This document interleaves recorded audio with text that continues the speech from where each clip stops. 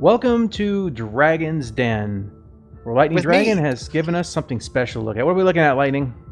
So this is a bit of well, I redid the Hornet.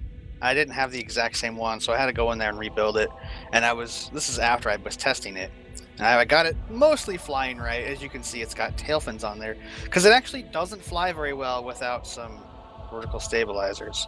And I'm just adding on the engines that would actually have for the true amount of thrust. Each one of these engines is 1,000 kilonewtons of force at maximum power, which is in a vacuum. But even at sea level, they're still like 938. So Yeah, it looks really stable. yeah. So there's very low power, and I automatically just There you go. It explodes. Your realistic Hornet, ladies and gentlemen. That's what you need to have. All the thrust those mavs are putting out. Yeah, and obviously if I had a better control system, because with KSP everything is manual. We're more like NASA, Apollo and Mercury kind of technology here. Yeah. So we don't have the same level of control that Star Citizen does. That Hornet would probably fly if I had a very, very smart computer that was controlling all the thrusters, especially since they all gimbal. Because it's got so much power, it's just going to ignore gravity. Yeah, absolutely. And, it just flips it over. And on these ones that look more like actual ships in Star Citizen, what you've done with them is you cheated the values. You basically just overclocked all the thruster values and things. Actually, this is 100% stock. Okay. Yeah, I think that's one of the most powerful engines in the game. Okay. Yeah, this Hornet I do not think is the right weight, but I think it's pretty darn close. But are these, when you say stock, you mean stock Kerbal or yes, stock okay. Kerbal. So even that is way too much using in some regards. Yeah, this is 1,000 kilonewton force engine, and part of the problem that it's having is actually the gimbals. So the engine's gimbaling down because it's pitching up too much, and the computer's trying to keep it where I told it, and that's changing your center of thrust. And when your center of thrust changes, you're thrusting on the different areas of your center of mass, which throws the ship all over. And there goes your re-entry heat going out. Yeah, because I went to full power. And your thrusters will counter this a little bit, but the thrusters I'm using, which, by the way, are the most powerful thrusters in KSP, at like 10 or 12 kilonewtons, they're not that much.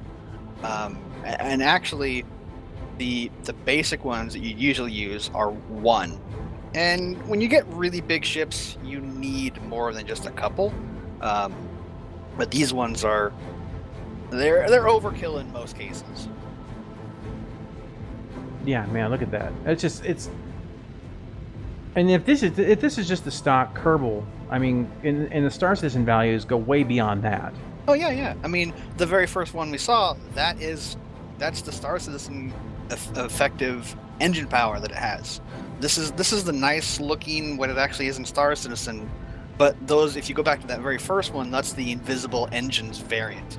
And you can see we start going to gimbaling, it just kind of, thrusters are going crazy to try and keep it level. And another thing, if you look on the bottom right of the little nav ball, you can see the amount of G-forces we're pulling.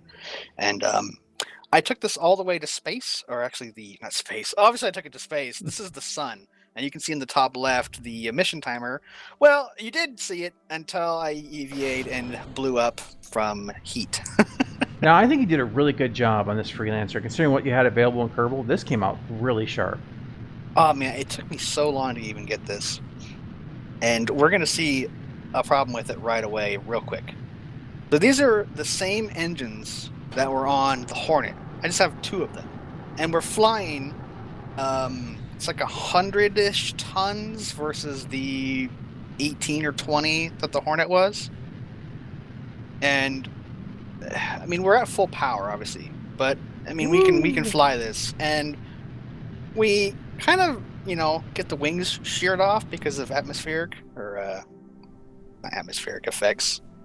Well, the air shear. Yeah. It's the air is hitting the wings so hard that it ripped them off.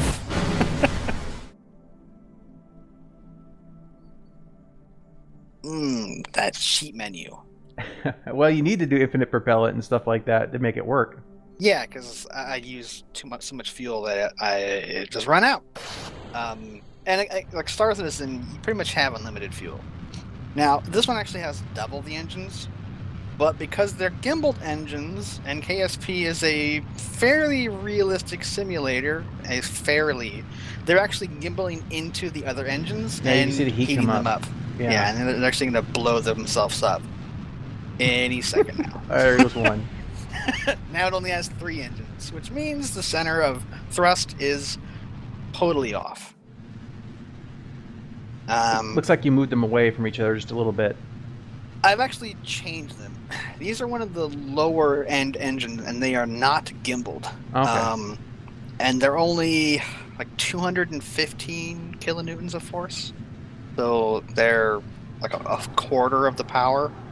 But because of the weight of this ship, which actually is like 80 tons underweight from the Star Citizen version of the Relancer. Which is weird, because most of the times that's easy to match it up. Yeah. And this is the thing I was talking about before with you. See the gimbals on the engines that are just kind of going crazy?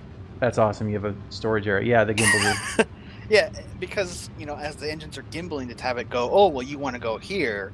The main engines are gimbaling, which is throwing off your center of thrust, which is screwing the whole ship up.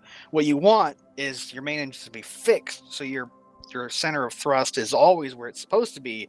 Then you have your thrusters counter that very, very gently.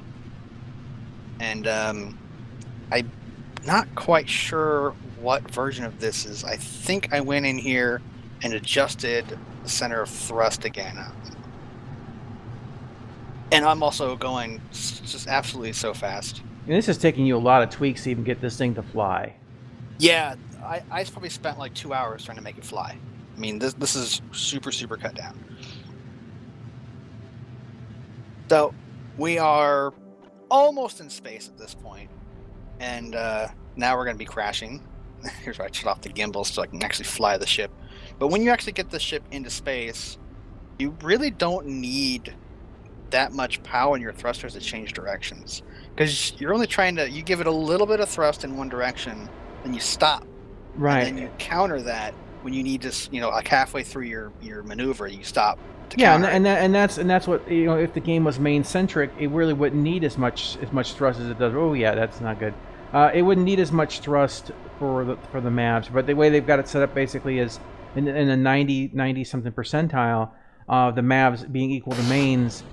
It causes all sorts of problems, rotations and things like that, and it ends up being a real mess. And this is because you don't have limits. This looks like you've kind of gone ape here with the edge. Is this more the realistic version? This is how many engines in power. I didn't want to modify the file, so I just added more engines. This is how much thrust it has in the actual universe, and I just added more engines to get it. And it makes it incredibly hard to fly. Again, a lot of that is due to the gimbals. When your engines start gimbaling, it just kind of goes crazy. And here, I just go full power. And as you can see, I'm basically just ignoring gravity at this point. I mean, eventually, I'm going to hit, wind resistance, air shear, and all that. And probably black out from G-forces. But even with, what is it, just 1 or 2 engines ripped off because I had one on the wing, I can still almost just completely ignore gravity. It's just kind of a... Which is what we see in the game, actually, when you basically park nose down 1 inch off the ground, because there's so much thrust in the game, and everything's set to time values. Yeah, this is actually only realistic thrust for the back. Yeah, exactly. I haven't done left, right, forward, up, down. Oh, yeah, you wouldn't even be able to see the ship if that was the case. It would just be... it'd just be engines. Yeah, absolutely. And that's the thing, is that, the IFCS, it's an intelligent... engine, but the thing is that it takes what you put into it and then works with it. So as we always say, garbage in, garbage out, and this is why you see ships basically feeling motionless when they're flying in atmosphere. If you look at my throttle, I'm not even at I wasn't even at 25% throttle at that point. Now I'm at full throttle, and I lose control. And you kill yourself with it. Yeah, everyone's blacked out because we went over like 15 Gs or something because I lost control. Cheater. And I've removed all the wing bits, because if you have lift surfaces, it starts throwing things off. So all I've done is just remove the lift surfaces, and now we're going to fly. at 50% throttle, and you can see we're doing almost 5 Gs of acceleration. And now we're going to go up to like 8 or something at full speed, and we start losing control. Part of that, again, because we've just got so much thrust that it's not lined up, and the second it starts to gimbal, you instantly lose control because you've got so much thrust. I actually end up just turning gravity off so I could fly this thing, and you can see how much. When it comes to most kind of jets and whatnot, I think it's, and I may be wrong on this, and if I am, let me know. Right around 3.5 Gs is what you want as most as like a standard acceleration, or what you see as a standard in a fighter or whatnot. But going as far as you're able to push with this just shows the insanity of it. Oh, you're turning off gravity. Well, I turned hack gravity on, but I didn't adjust it. So Okay. right now we're still in 1 Kerbal G of gravity, and I realized, oh, I'm falling. Okay. So now we're at 0.01 gravity. So what you're saying is that this works if you ignore the physics?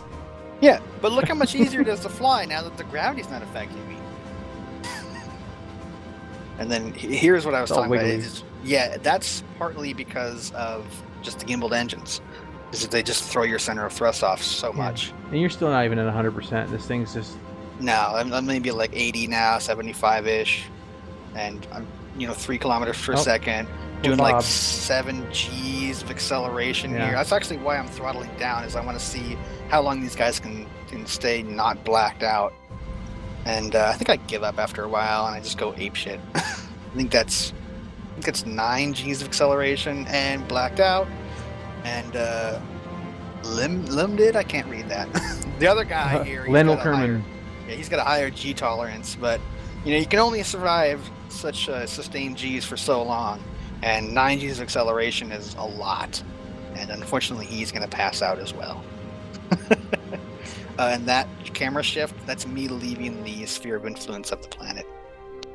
So yeah, here's a nice little walkthrough. Have him walk over his ship to take a look. This is actually, as I said, a really respectable job for a freelancer in Kerbal. But Yeah, guys, it's really hard. oh yeah, I can tell you, tell the attention to detail. So anyway, guys, I just wanted to give you another kind of a look at Star Citizen values and how they go into another game that uses physics and show you the disconnect. And what I still can't understand this date is why don't they come up with, calculate the mass of their ships, come up with thruster values that make sense, and then they can have the pacing would naturally start to just fall into place. I feel bad that the IFCS had to be programmed in such a manner to account for bad data and to work with bad data. So if they just start putting in good data, we'll be good to go. And you guys gonna break his legs. No, he's totally fine. He look totally fine. Alright guys, well I guess that's everything for this Dragon's Den. And I hope you enjoyed it. If you have any questions, leave them down below.